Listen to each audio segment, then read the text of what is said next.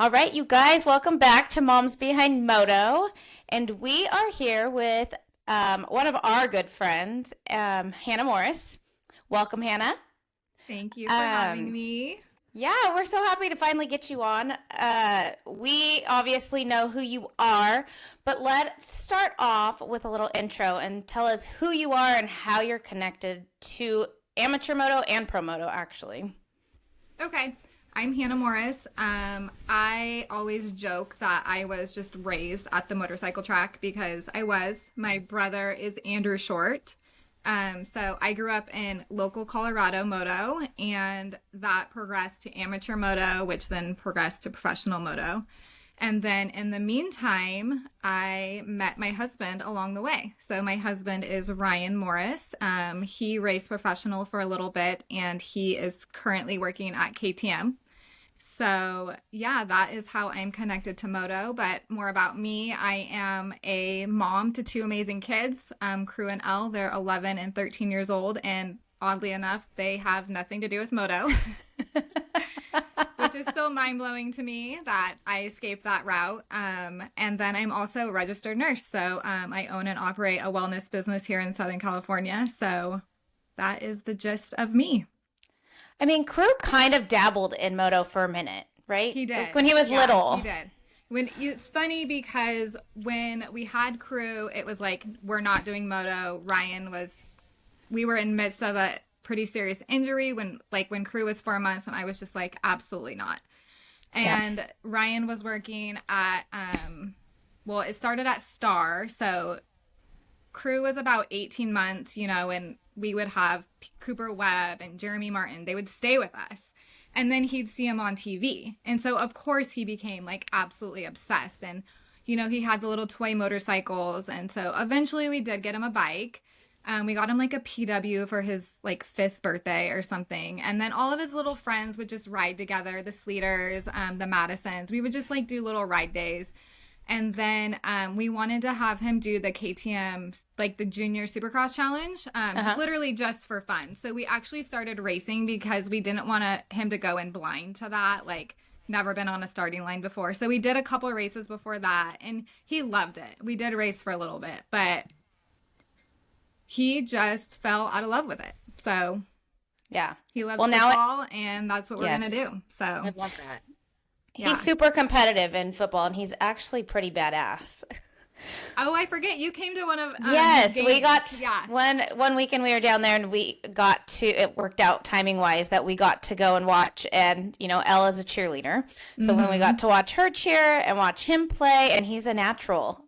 Yeah, he loves it. He's hoping for a college scholarship. So it's so funny because I always am like, oh, these moto parents are just so crazy, and we are.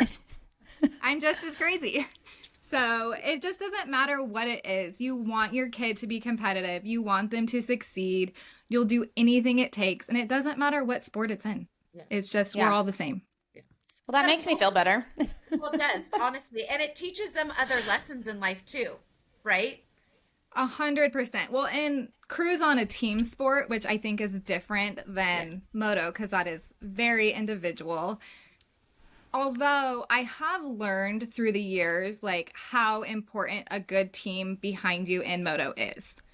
And I think that is one of the most important things. And when you're little, it starts out as your parents, your family, and then the few people that you guys let in your circle at the amateur races.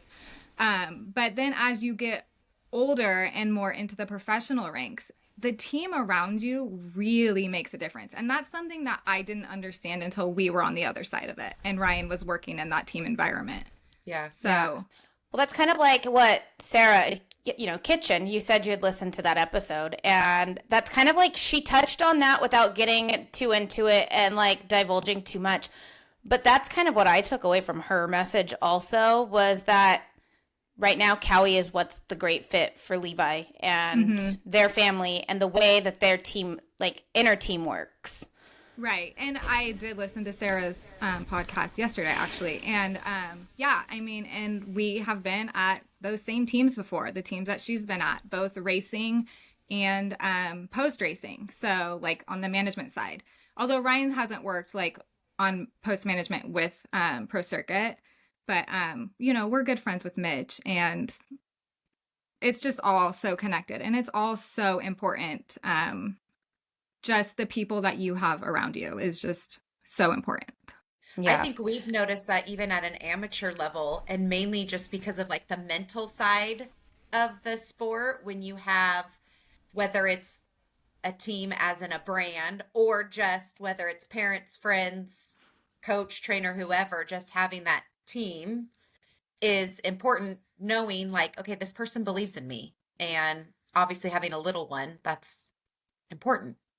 Oh, absolutely. And I also think that like, when you grow, you let different people in. Like Andrew had this trainer, his name was Seiji, and he was just like the coolest guy, and he brought like a different perspective to like racing. And then Ryan's trainer also was like a little quirky guy, and like he taught me so many different things, like the mindset stuff. Like, you know, Ryan had quite a few injuries, and I was raised very like Western medicine. I'm a registered nurse, so that's just what I was taught. And then he would teach me like the other side of like the mindset side, and I was always just like, this guy's crazy. And now I'm just like, all those different aspects that those people that you have in your corner, they all have so much value and can bring so much to the table.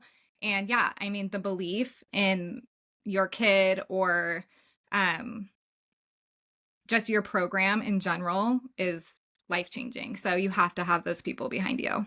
I mean, to piggyback on that, we'd be lying if we weren't all hoping that Ryan was going to take our Orange Brigade position at one point for those exact reasons, because Mo is he's just great. Like, I love your husband. He is, I mean, we've had the pleasure of getting to at least work with him on like the R&D side, and Talon, you know, produced bikes with him and did all the testing. And so they have a sweet little bond, but like he was always positive, and Talon always just, it was a positive experience every single time. And so when that whole, the whole situation was going on and positions were opening, I mean, I remember we had dinner at your house actually.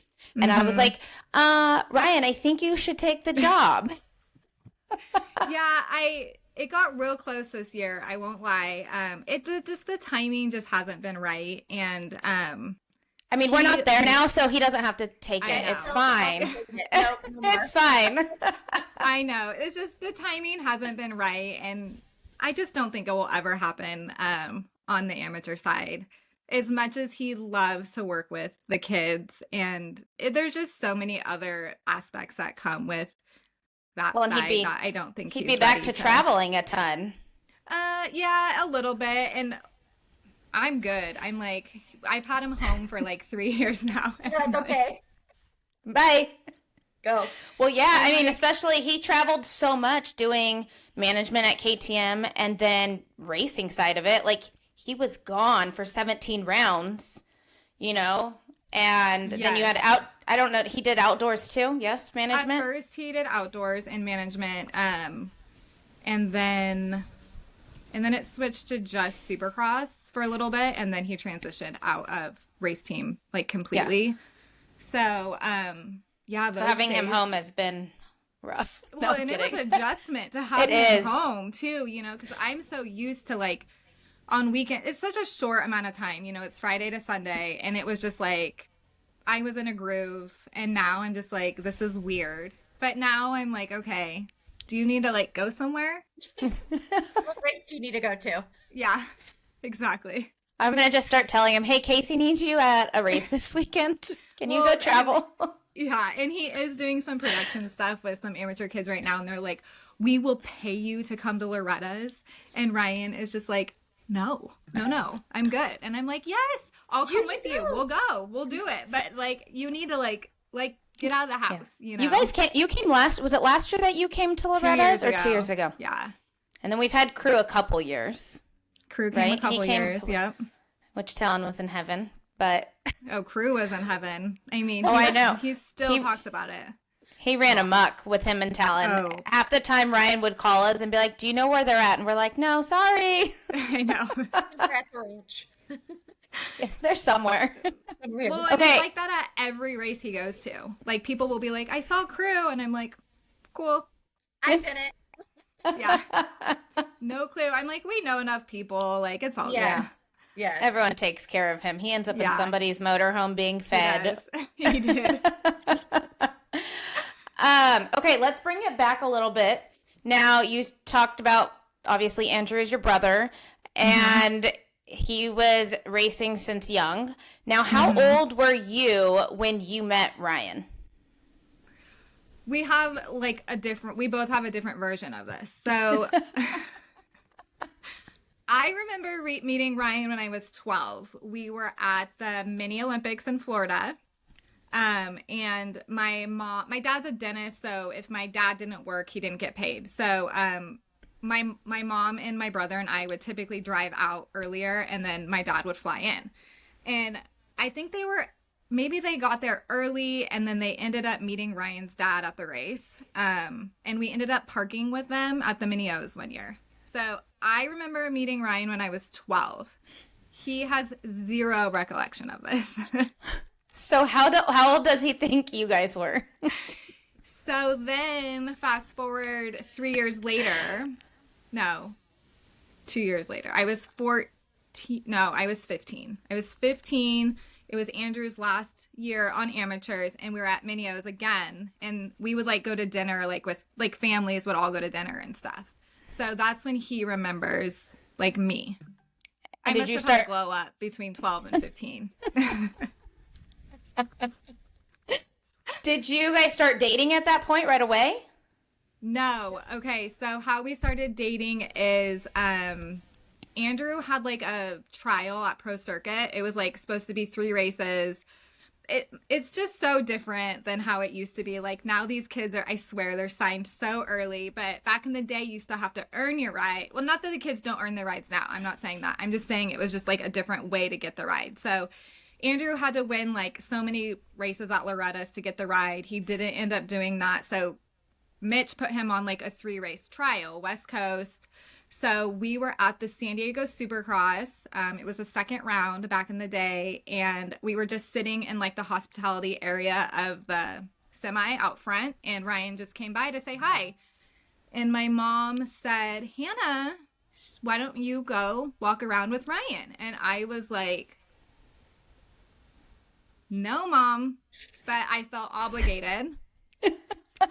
So I went and walked around with Ryan, and I kept being like, hey, I'm going to go back to my parents now. And he would just come with me, and we literally spent the whole day together. Like, that was like 10 o'clock in the morning till it ended.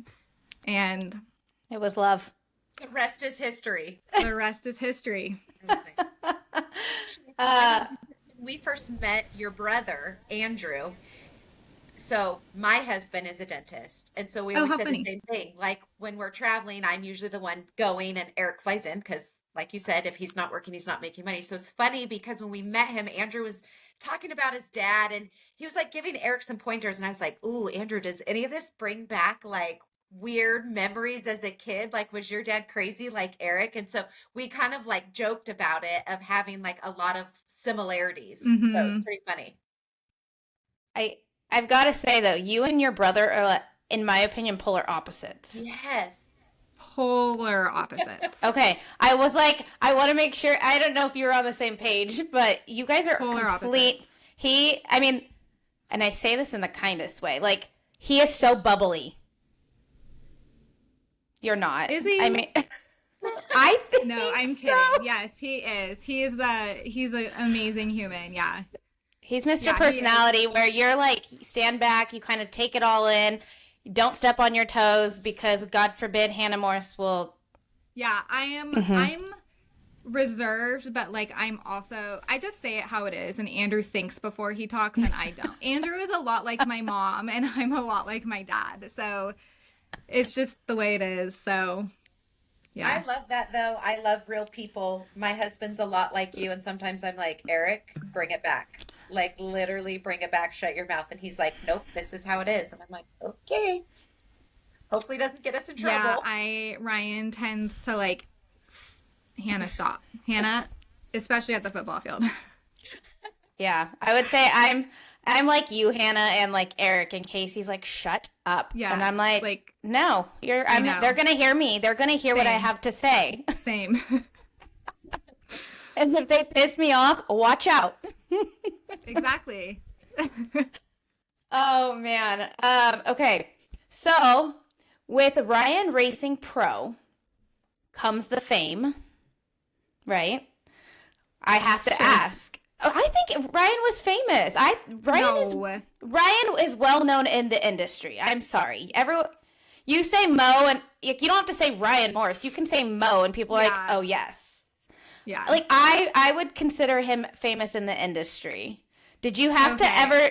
Did you ever have to deal with the hose? I just have to ask. No. Really? I mean, Ryan and I, we They were scared of Hannah. no, I mean, honestly, like we were so young when we started dating that we obviously there was some breaks on both of our ends. I talked to other guys, he talked to other girls, but we never like made like a clean break. We always came back to each other. I mean, sure, I'm sure there were hoes, but like I won, so it didn't ever bother me. I don't know.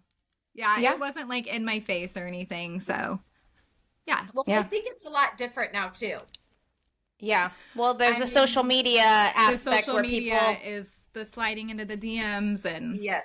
yeah. all of that. I Yeah. have You an guys. older daughter, and we've had to like be like, okay, my husband's literally told her, you will not be a track snack. Like, I'm just telling you now, like, this is not happening. You will mess things up for your brother. We've raised you better than this, but I see some of the girls. I'm like, oh my gosh. Well, and that's always been there. You guys had you know? MySpace back then. No, not not in amateur racing. No, Yeah, that was that's like my true. college years. So literally, we had AOL chat rooms. Okay, I'm really, really taking it back here. Hey, I had There one was too. AOL chat rooms. There was like a motocross chat, but no, like I am so thankful that I am not trying to date a guy with social media. I literally cannot imagine. Yeah. No, that would be hard. And I'm already seeing it. Talon's 10 and I run his social media, obviously. And like the people that'll message him and then there's little girls and I'm like, Yeah, nope. you're get out. 12, my son's 10. Like what the hell? No. They're trying to like lock their future down, girl. They're like, Yeah. No. Hannah, Thankful. what was like the main, obviously, because your brother, amateur side, Ryan, and then going pro, what were some of like the struggles? Whether it was your brother on the amateur side, whether your brother on the pro side, or even Ryan, like what were some of the like struggles that came along with all this? Let's get real. Maybe the things no one wants to talk about. Yeah. Okay, so I'll get really real. And Sarah Kitchen actually touched on this yesterday, and it's the family dynamic. So, your dad is everything. He's your mechanic. Especially back in our day. He does everything. You guys travel together. You're at the track all the time together, and it's basically just the rider and the dad. And then you get to the pro ranks, and they're like, "Thanks, got it from here." And it's a really, really hard transition. And I always call it cutting the umbilical cord, and it needs to be done, and like Sarah Kitchen said, they're there to do a job, and you don't bring your parents with you to your job. I didn't bring my parents with me to the hospital. I was trained by other people, and that's what you do, but it's just such a different dynamic. And I think that has been the biggest struggle for me personally. Just watching my family navigate that dynamic and how it all works once you reach the professional level. And, it was really difficult for our family. Very, very difficult. And so I think that was the biggest struggle for me. Yeah, I can't really think of anything else that was like a big struggle besides that. So with that, like would you say it's like safe to say that if people have the means to, right? Because this is a very expensive sport and it can bleed people dry. But for people that do maybe have the means, would you suggest like getting a mechanic to try to like slowly make that transition? I think so. I think that transition, it's just so hard, and I feel like it's done so much better now than it used to. And I feel like there have been some dads that have come in, John Tomac, Dazzy Lawrence. I think that it's almost like coming back a little bit. I mean, even Chase Sexton's dad is pretty involved. How dads, they can bring value. But I think in the time where we were in, it wasn't an option. And yeah, I think that it probably would have made the transition easier. And also now kids go to training facilities and they like get dropped off, so that wasn't an option back in our day either. There was no training facility. So, I mean, that might be an option too, just to like help break the umbilical cord up a little bit. But yeah, I think that might be a good idea to like just slowly, as it gets more and more serious and as you're heading into the professional ranks, to like back up a little bit, because I think it has been a difficult transition for a lot of people, not just our family. Yeah. I mean, like the mechanic side of things, but I still, at the end of the day, mom and dad are like that emotional support. And like, I hate to say it, but I feel like in the amateur world, our kids, I mean, they're so independent in so many ways because they are so grown up and they handle situations that not the typical kid does in interviews. But I do feel like the one thing that they are dependent on is us parents as emotional support. And they should be. I mean, yes, for sure. Like, my son's not going to run to his team manager at Yamaha and be like, I'm sad today. Like, can you give me a hug? I mean, Ed Torrance would give him a hug for sure because he's the sweetest. But that's not where his comfort's at. It comes to mom or dad if he's feeling defeated to say, pick me up. Make me feel better. I also think that you're going to add in wives and girlfriends. And in our case, it was at a pretty young age. And I think that that also had to do with some of the dynamic shifting. It was just a lot at once, I think. So, yeah, I mean, your parents and your girlfriend and your wife, they should be your emotional support, not your boss. Yeah, it's like that definitely. in any job. Yeah. Yeah, because like you guys added Jackie into the mix pretty young also. Very young, yeah. So, yeah, they got married at like 19 and 20. Yeah, which that's what she was saying. Me, I could you imagine Crew coming to you at 19 and being like, "Hey, mom, I'm getting married"? No, that's my daughter turns 19 tomorrow, and I'm like, "Don't even come home.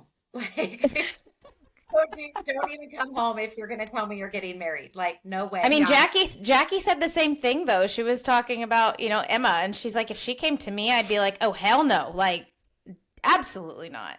But times were different. I was just saying, I do think, like, as a society, things are different. I mean, I try to be out of the box and raise my kids traditionally, kind of like how we were all raised. But unfortunately, we live in a society where that's just not the case. Well, and that was a contributing factor. There was some religion aspects going on too, where, we don't want to live together prior to getting married and all those sort of things. So I think that was also a contributing factor to the young age. And, I got married at 23 and I still am like, dang, that's young, So, and I told my parents, like, I'm going to live with Ryan before we get married. Sorry, again, the difference between Andrew and I, Andrew's such a people pleaser. And I'm like, too bad. I'm going to do what I want. So now which one of your kids is like you? I would say Elle is a lot more. I mean, she looks just like you. And see, I think she looks just like Ryan. Wait, hold on. Let me picture them. No, you're right. It is the opposite. She looks like Ryan, Crew looks like you. Yeah, that's what I think. But Elle has that personality that she will command a room if she needs to. She's getting that personality with the hormones, so. Yeah. Oh, yeah. So fun. So fun. It's good times. Oh, man. And now is she still doing the whole cheerleading thing? She is, yeah. She is a cheerleader. And she does, travel, too, though, right? A little bit. It's rec cheer. It's really just for fun. So, okay. They do, competitions and stuff, but they're like local. We go to Vegas once a year, but we mainly go to like Anaheim for comps and stuff. So for you and Ryan, there's not like a ton of dividing and conquering right now? Well, actually, last year was really rough on us because she didn't cheer for Crew's team last year. So we were kind of like all over the place. Yep. This year I got them on the same team. I'm very proud of myself. Yay. Well, yeah, so that means you guys were having to attend double games on the weekends. Double games, or they would overlap. And I always tell her, like, you know, I don't want to make her feel less than, but I will never miss one of her competitions. But Crew's games are like his competitions. He only has 8 games a year. Like, I don't want to miss his games, you know, but so we did miss a couple of her games this year. So, and that's always hard, but she's a trooper. So, well, okay. So you say that, and it kind of brings me up to a next question. Yeah. You know, there was just like this whole article that came out from a girl that wrote about living in the shadows almost of her brother and racing and the community and feeling less than and all of those kinds of things. Now, you lived it on not just behind your brother, but behind your husband as well. I would say as a wife, you're probably less in the shadow because you are very much involved and in their whole entire program. But as far as your brother goes in amateur, I know you used to do competitive gymnastics, and I don't know at what point that ended, but did you ever feel those feelings? Did you, and like have resentment, or kind of break that down? I really didn't. I have the most amazing mom on planet Earth. And she always put such an effort into making sure that I was loved and treasured and never felt less than. It was a dynamic that is difficult, but I always had my own thing. I was a gymnast till 7th grade, and then I played competitive volleyball. And so I always just had my own thing. I think there were a couple years at the races that were very rough for me. If I didn't have my best friend there, I was just absolutely miserable. And we're spending our summer vacations in Ponca City and Hurricane Mills, Tennessee. So I think that was rough for me, but my mom did such an amazing job. I never felt like my brother was more important because it just wasn't like that. And she always made sure to do something fun with me. So whether it be like a day, we'd go like at the Mini O's, we would go to Disneyland or Disney World every year for at least a day. And then in Tennessee, we'd always go shopping, or she made sure to make sure that I didn't feel that way. Although when it got older, obviously too, there's a financial aspect to it as well, because, gymnastics and volleyball don't quite add up to the same price as motocross. And I was never really aware of that. But my parents paid for my education, which I very much appreciate. So I graduated college debt free, which was a huge, huge blessing to me. And that was kind of like their, like, you know, we paid for racing, so we're going to pay for his college. And I'm very, very grateful for that. And then as I got older, I think there were some feelings of that as Andrew tended to gain like more popularity in the sport. I always joke, like, my grandma was just the proudest grandma on planet Earth, and like her email address was Supercross and I always felt like, you know, there was sometimes when I would be like, oh yeah, it is all about Andrew. But I think that was my own internalization, not really how it was. You know, they all loved me and made me feel very, very special. So, but yeah, it is a really, really hard dynamic. And I see a lot of families that just, the kids all just go and they're there, and it's all about one sibling. Yeah. It's Haley and I have kind of talked about this before, just with having 3 kids, and Haley's in it too. My kids are older now. Our youngest one is the one that races. But I felt like I had guilt because our daughter did cheer for like 14 years. And obviously she was the oldest. So she started well before Aiden was even born. But it was one of those things where like, am I doing enough as a mom? And now I see, and she did, like, she had her struggles and like, oh, well, everyone's always going here for Aiden. And it was hard because like what you were talking about earlier with the dad, I was like trying to explain to her, like dad and I can switch places, but dad can't do your hair and makeup. I can't really do what he does for Aiden. And so unfortunately, whether it's games or practices or whatever, like this is how it has to be. Now he went to every competition, like there was things that he did not miss. But we struggle as parents thinking like, have we done harm? Have we done wrong? And now I see like some families, and kudos to them. This is like not a knock on them, but like I see families with multiple kids living at a facility, and I'm like, what do these other siblings do? And that's just my own personal, do we take our son to a training facility? Yes, but we don't live at one, nor will we ever. And now that my other kids are older, we probably could, but we still won't because we don't want to separate the family. But I wonder, like, what are these other kids doing? Like, what do they have going for them? And I mean, I don't know. Well, we talked about it. I think Sean and I talked about it the other day on the phone because it was like this whole article thing that had been released. And I give her credit for, speaking up and like, because it is an issue and there are things. And it is. I do think that is something for parents to need to hear less than the kids, in the aspect that like they're the ones that have to be mindful of what they're doing to their other kids.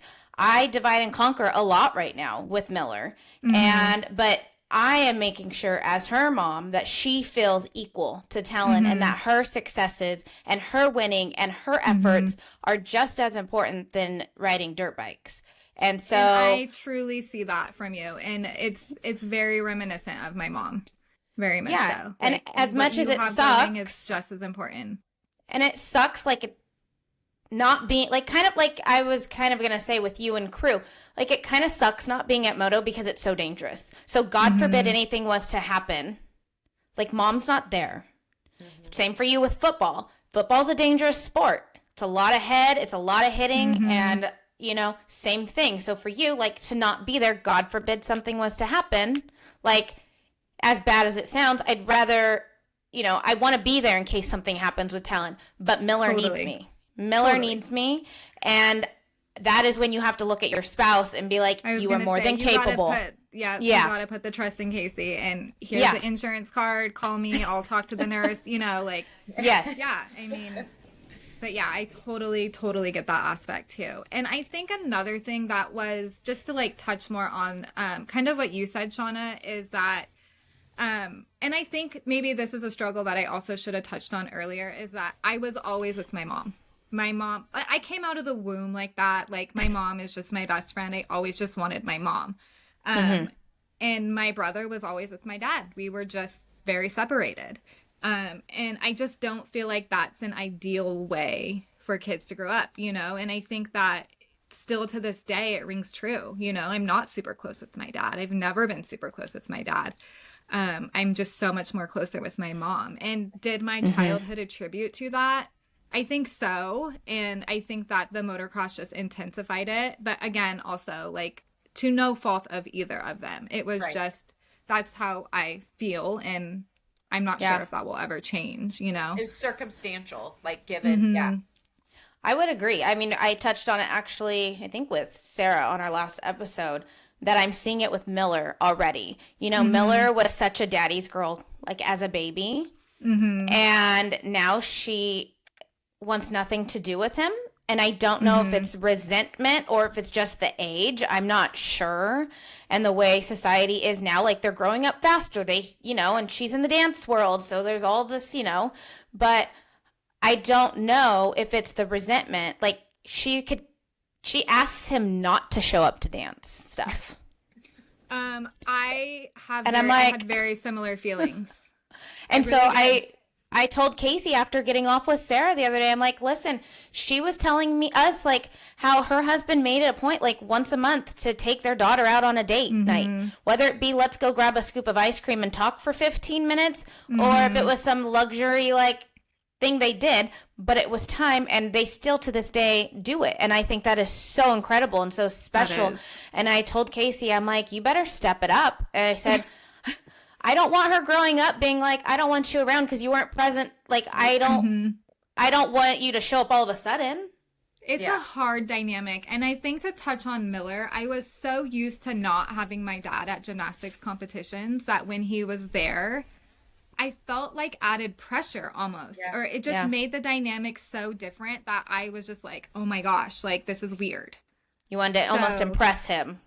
Yeah, there was just more pressure, I feel like. And that could have just been like our dynamic as through our relationship, period. You know, I know that Casey and Miller have something different going. She doesn't even want him to drop her off at dance. That's, oh my gosh, girl. When my dad used to pick me up from gymnastics too, because he would get off work and we lived 30 minutes from gymnastics, and I would just be like, ugh, my dad has to pick me up.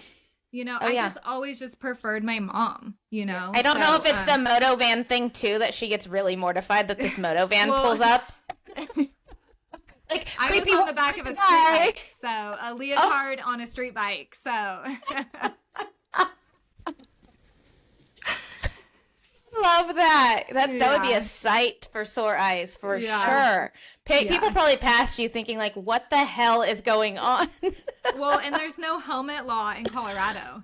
So my dad would give me his helmet, or he'd bring me a moto helmet, and he had like his leather jacket on, you know, and he'd tuck my hands in his pocket. And I remember just like tucking behind him, and like I couldn't lift my head up because the visor would catch the wind, you know? So I feel you, Miller. Yeah, she's like, oh, he's in the van, Mom. And I'm like, I don't that's his daily driver because he always has bikes. I'm like, I don't know what to tell you. Yeah, it's a van, girl. So funny. Oh my God, that's her. Well, I'm glad that we're not alone in that, because I was like really wondering if Miller, I'm like, is it that she's just at that age where he's kind of embarrassing? And he is, like, when I say he's embarrassing, like he'll go to her, like before she was gymnastics, and he'd go to her gym meets and be like, while it's like dead silent, and he'd be like, let's go, Miller. And she's like, shut up. Like, don't talk. Dad. Yeah.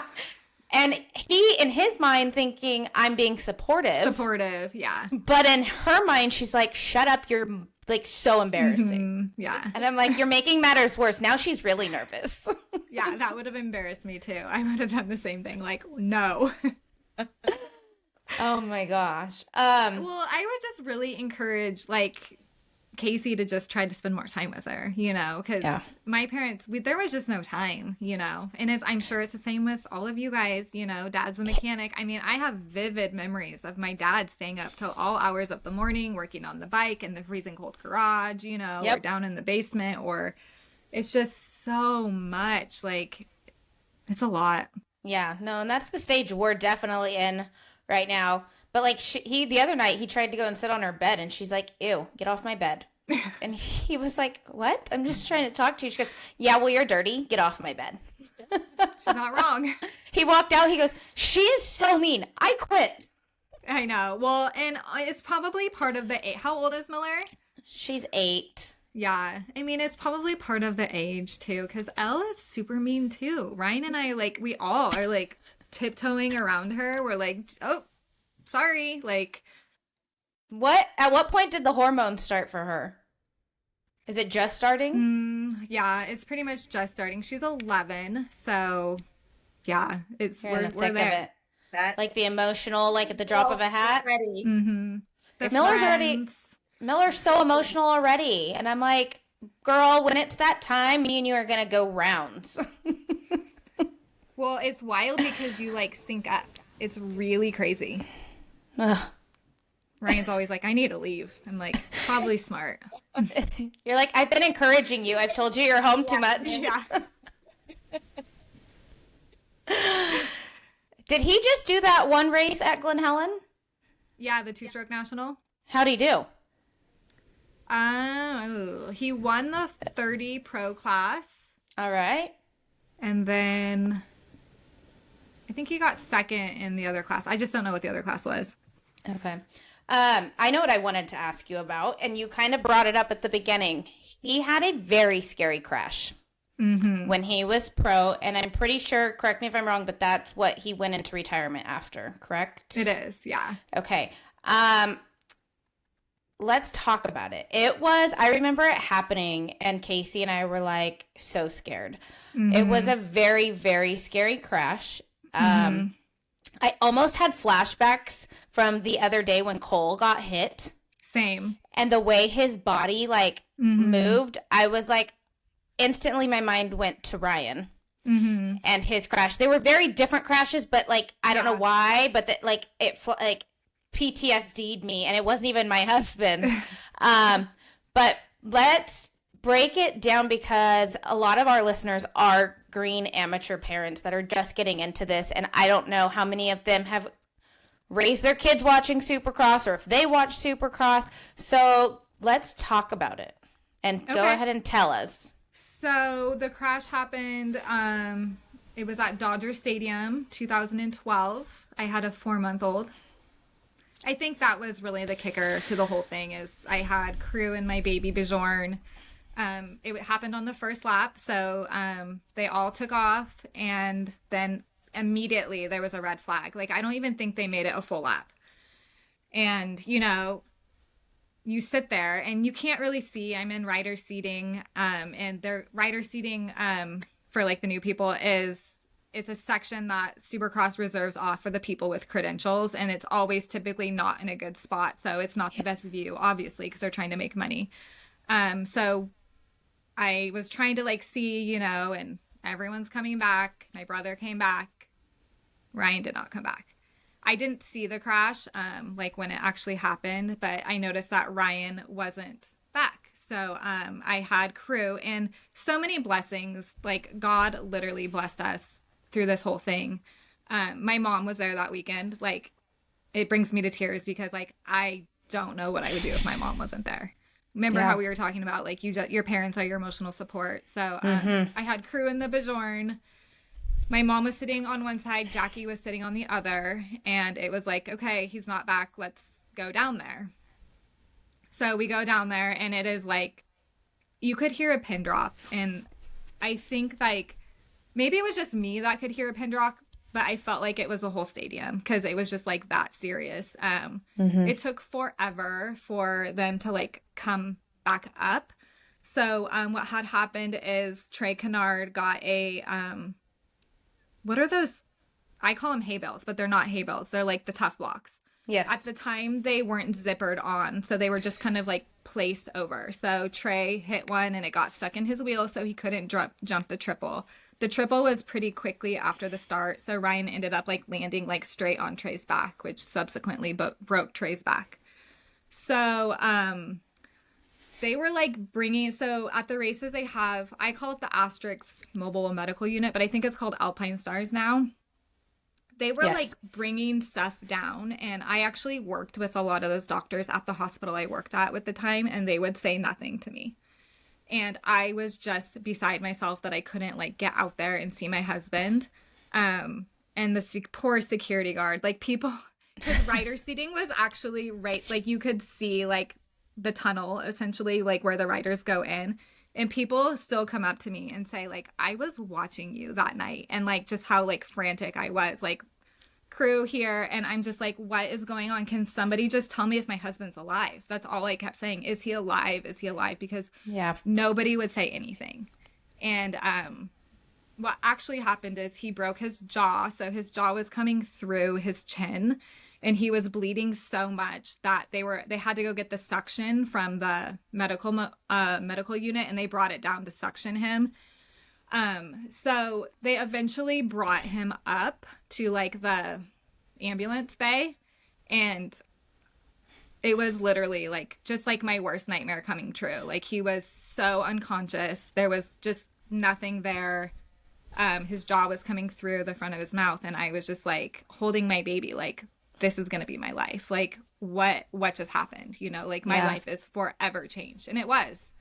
So, yeah, it was a long 6 months. Now, was it just his jaw injury, or did he have more?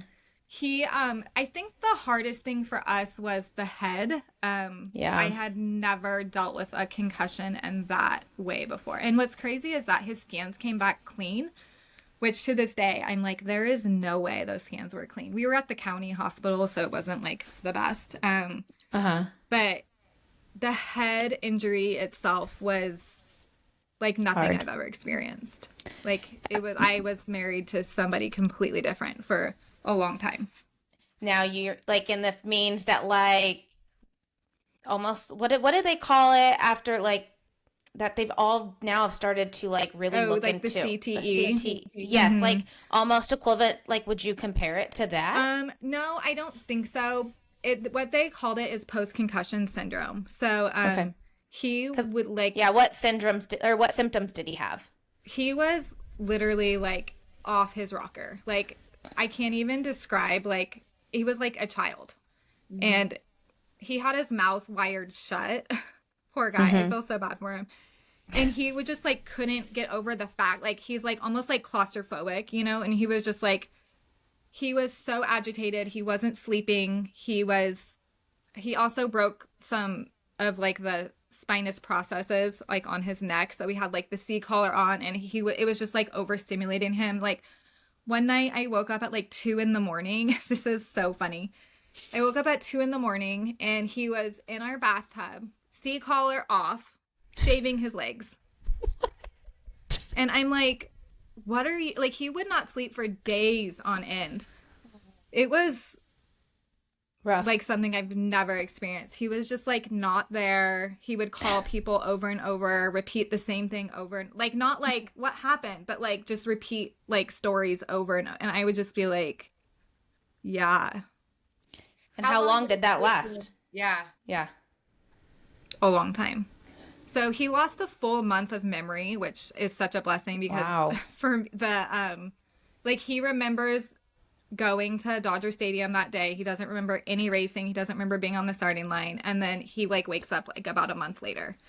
And I mean, we got to the hospital and like I was talking about Crew and he was like, "We have a kid?" Like it was like that. And I was just like, wow. "Oh my gosh, yes, we have a kid."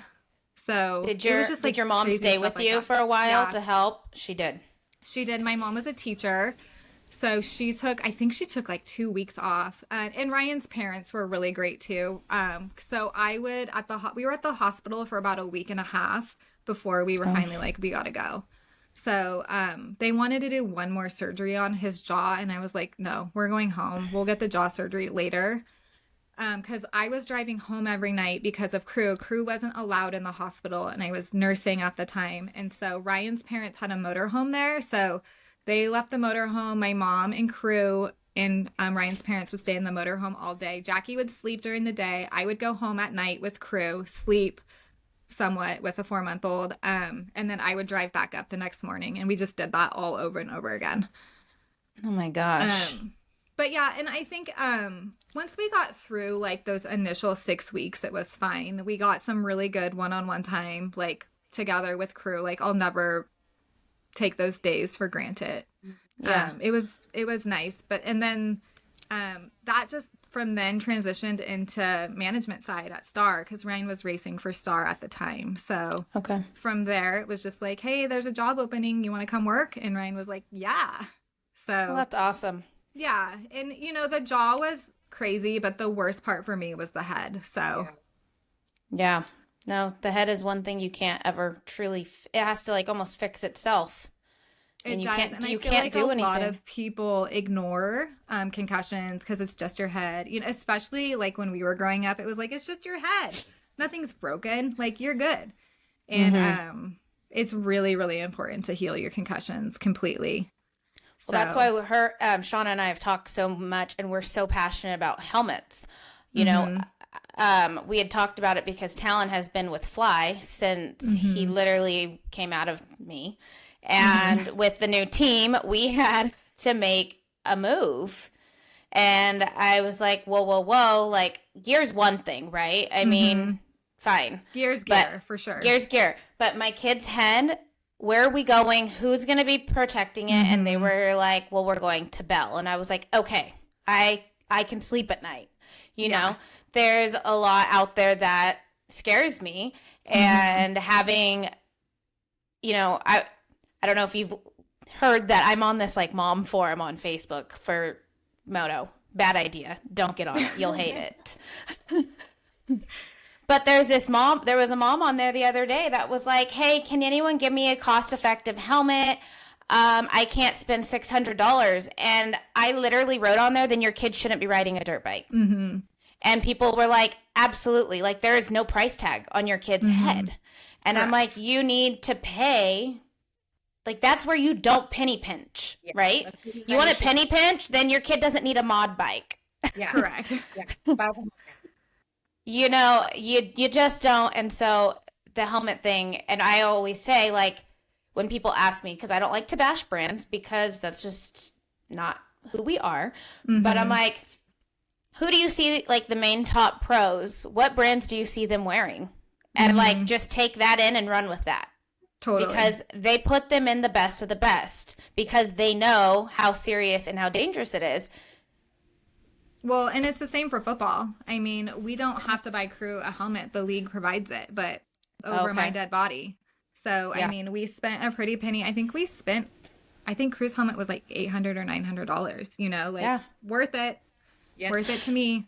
Well, So, the same with moto, top line helmets, they're running about $800 or $900 and you've got to do it.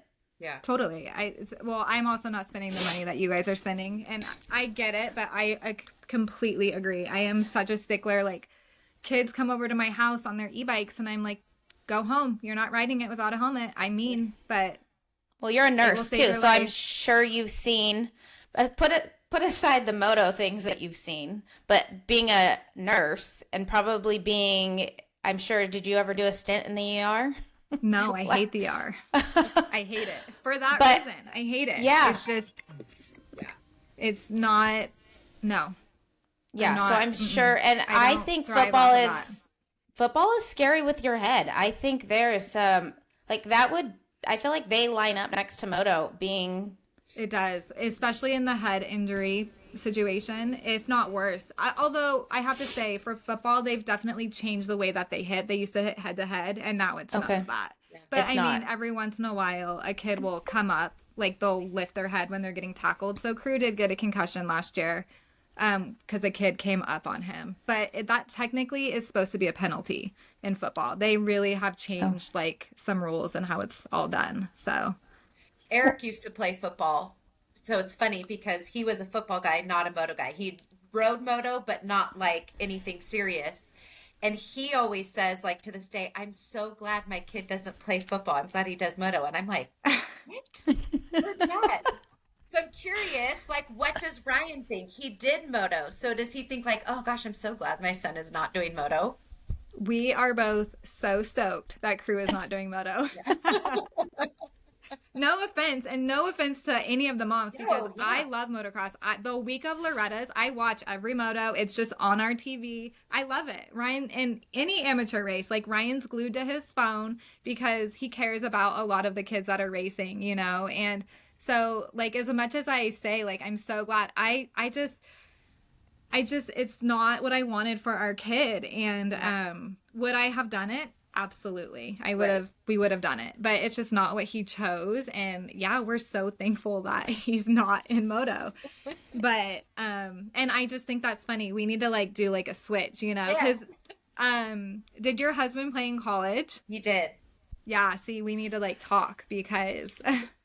Which college, Shauna? Do you know which one? He did two, actually technically three, because he had a scholarship for Washington, and he's going to kill me because I still can't remember. I think it's the University of Washington. It's the big one. Yeah. And it was his freshman year. He went for like training and all the things, and he tore his ACL and he lost his scholarship. So he came home, had surgery. He played at a JC, and then he played football in Iowa. So he did the whole like collegiate thing.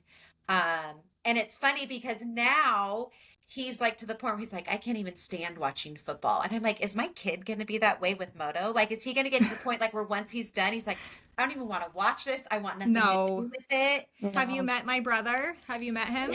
No, he's still racing. He's still racing. He lives, eats, breathes moto. Like, I mean, he loves it so much. So I think if you love it, you love it, you know?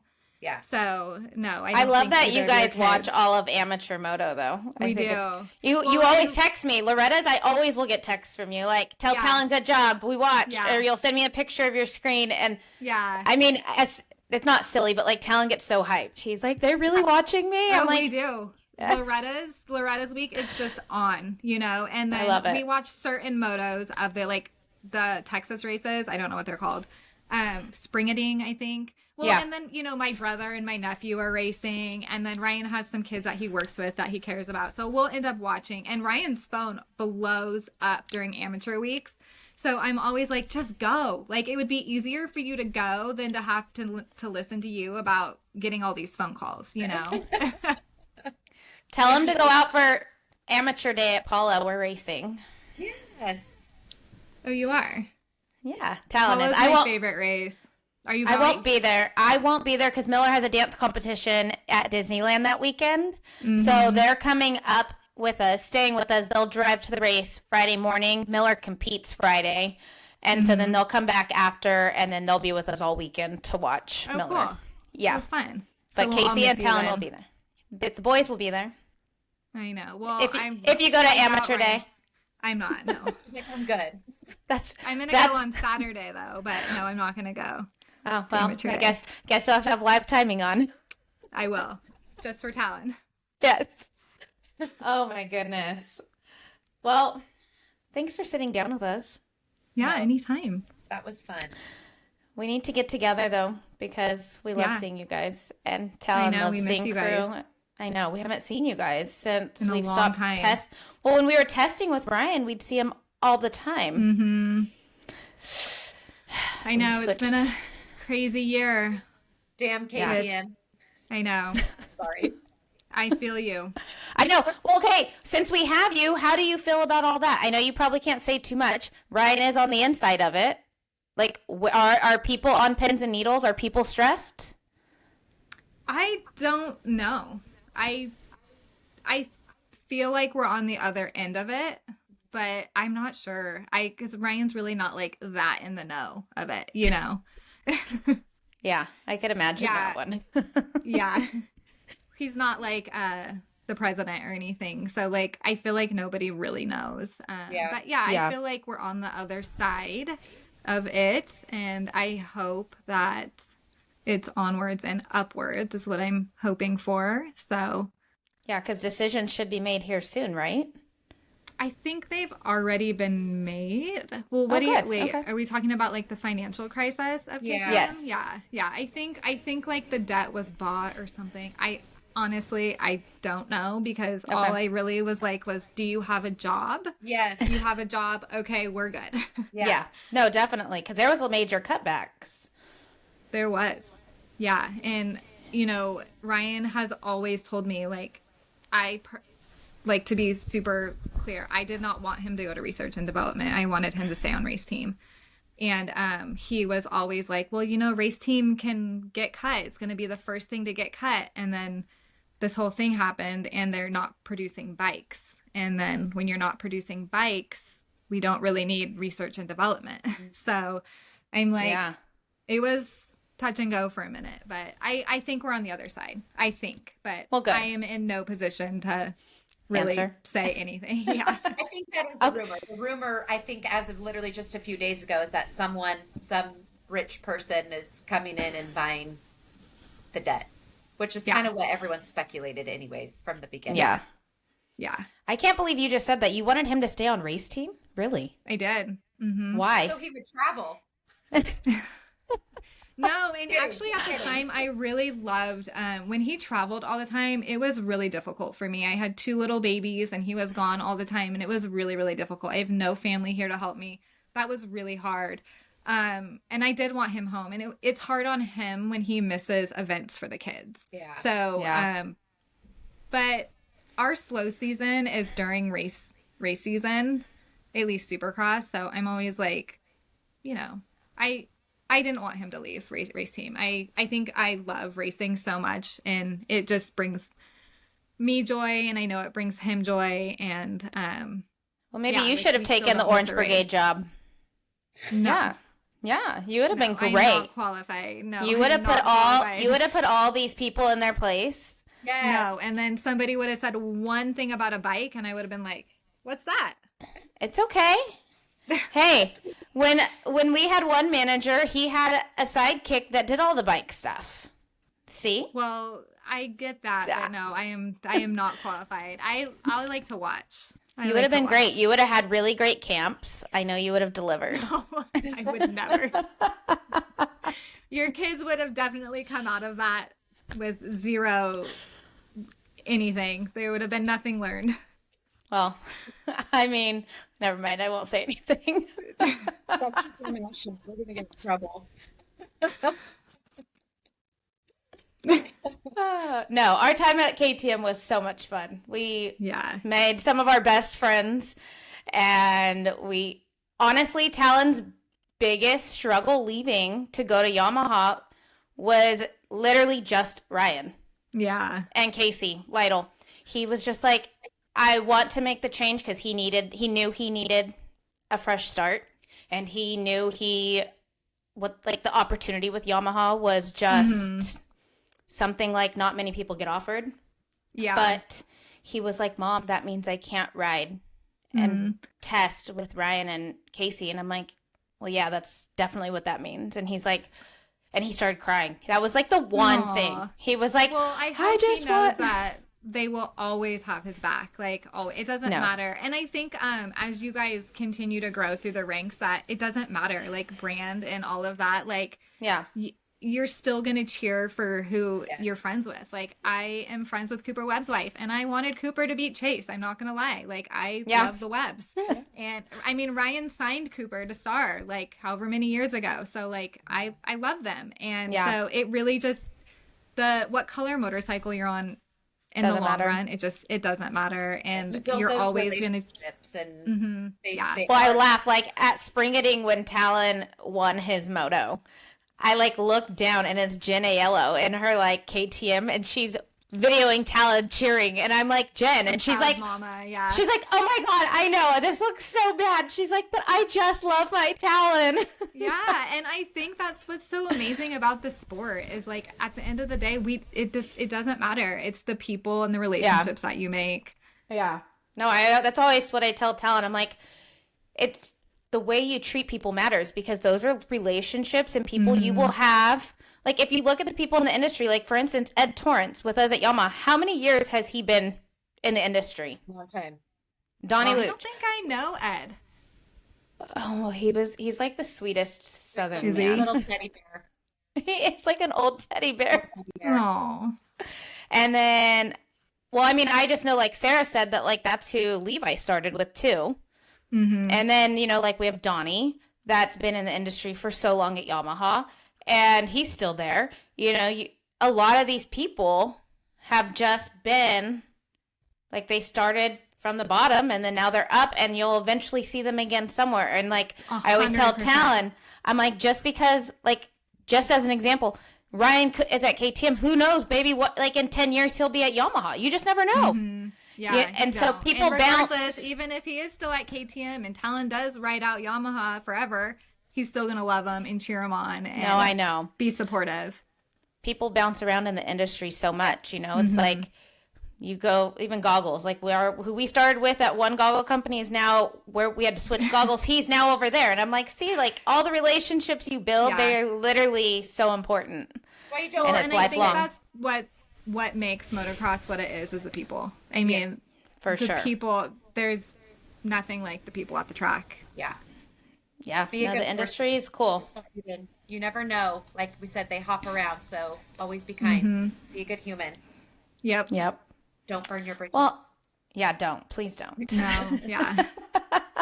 We don't want to be one of them. There's enough of them in the community also that. Yeah. Well, thank you so much for sitting down with us. You're so welcome. Anytime. Let's put this out there, though. Hannah is starting a podcast. Yes. With Monique, right? Is that her name? Monica Ramsey. And it is called In Her Lane, right? Correct. Yep. And it's going to be launching soon. So for our listeners, we encourage you to give them a follow on Instagram because they are two women that have been in the industry for a very long time, and they will be talking with people in the industry that have been in it and around it, and they will be giving interviews from a different side of things. So we encourage you to follow them on Instagram, and when they launch, give them a listen. Yes, we are actually filming our first episode today.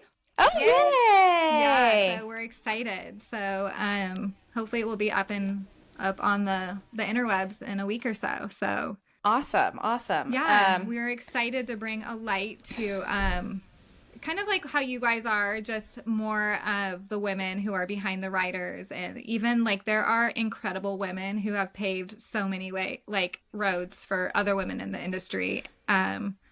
Even like, Hope at Fly, Yeah.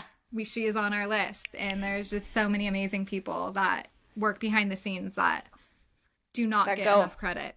Yeah, they go unnoticed for sure. Yeah, it's even definitely a man's sport and ran by a lot of amazing women. Yep. Yeah, even like I was saying, Jen Aiello at KTM, she is just like, she made Talon's time so wonderful. And she is the best. People like that, like I was telling her, I'm like, you know what, Talon always loved you. And she's like, why? And I said, you literally were at the line and you just had a smile on your face, and he felt your presence, and he was like, oh, wow, she cares about me. She didn't have to do anything. She didn't have to talk to him. She didn't have to, she did. Up. She always gave him a hug, but she always showed up. And even at Impound, she was always there to tell you she loved you and great job. Yep. And those are the things in the sport that people don't know about. And if you didn't do good, she was there too. Exactly. Oh, no, yeah. Your results don't define you. So No, yes. Yeah. I think Jen is just so incredible. She is. We absolutely love her. But we're excited for your podcast. We'll definitely be tuning in. And we'll have to have you guys on too. Yeah, that would be so fun. Yeah. Next time you guys are down, let me know, and you guys can hang with us for a little bit. Okay. Perfect. Awesome. Well, thank you so much, Hannah. And welcome. Hopefully the boys see you at Amateur Day. Yeah. Not going to happen.